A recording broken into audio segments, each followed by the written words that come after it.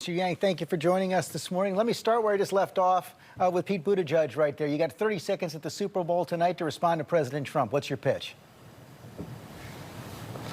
We're living in a country where 78% of us are living paycheck to paycheck. Almost half can't afford an unexpected $500 bill. Too many Americans are being left behind in the 21st century economy.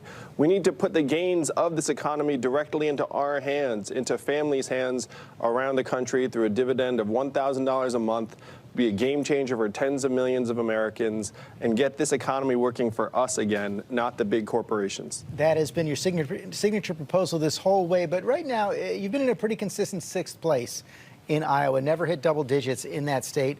That kind of finish means no delegates out of Iowa after a big investment of time and money. I think you spent the last 17 days on a bus tour. Can you go on with a finish like that? Well, we think we're going to surprise a lot of people on Monday night, George, and we've got a ton of support in New Hampshire.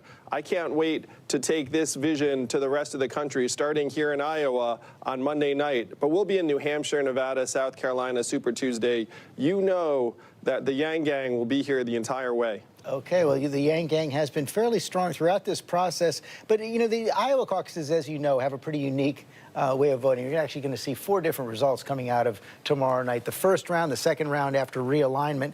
And any candidate who doesn't get 15% in a certain precinct, your supporters have a chance then to go and back someone else on the second ballot. Where do you expect most of your supporters to go in those precincts where you don't hit 15%? And are you going to encourage them towards a particular candidate? Well, first, we plan to exceed 15% in the vast majority of locations. And as to what our supporters might do if we don't reach that threshold in a particular place, we have a very, very diverse group of supporters. I can't speak for where they would head. I do have a sense that many of them have supported Bernie in the past, but many of them supported President Trump, and they might just leave. So there are a whole range of possibilities, and I can't speak to the minds of literally thousands of Iowans. And you're not going to give them any kind of direction or encouragement in that way? Well, right now, we have no plans to do so.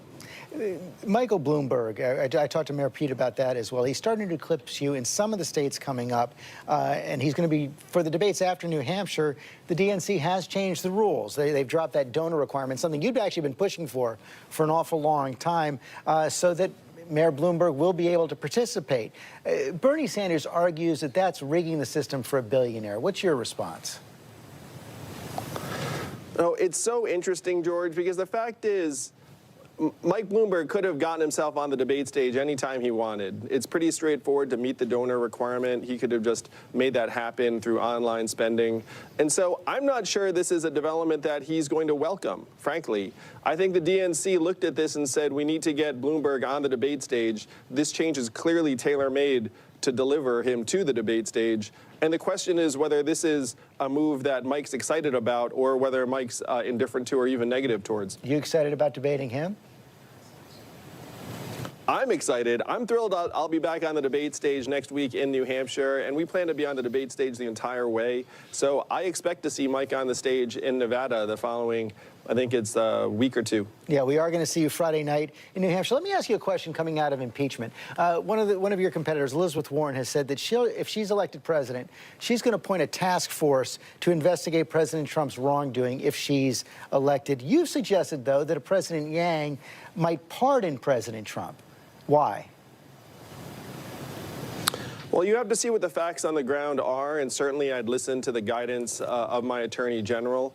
But if you look, George, at history around the world, it's a very, very nasty pattern that developing countries have fallen into, where a new president ends up throwing the president before them in jail. And that pattern, unfortunately, makes it very hard for any party to govern sustainably moving forward with a sense of unity among their people.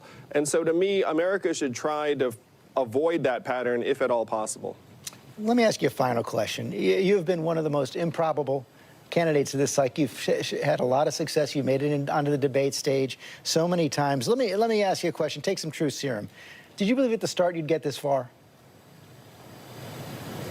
I genuinely did, George, because I know that the American people realize our government has been decades behind in addressing these challenges that are growing stronger and stronger all the time. We are 25 years behind on technology at a time when technology is transforming our way of life before our eyes. I knew there were millions of Americans just like me who wanted a different approach to solving our problems and leading us forward in the 21st century.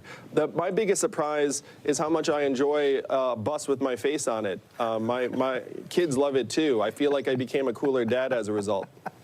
Well, that's a real bonus. That's pretty great. Look forward to seeing you Friday night at the debate. Thanks for joining us this morning. See you on Friday, George. Thank you.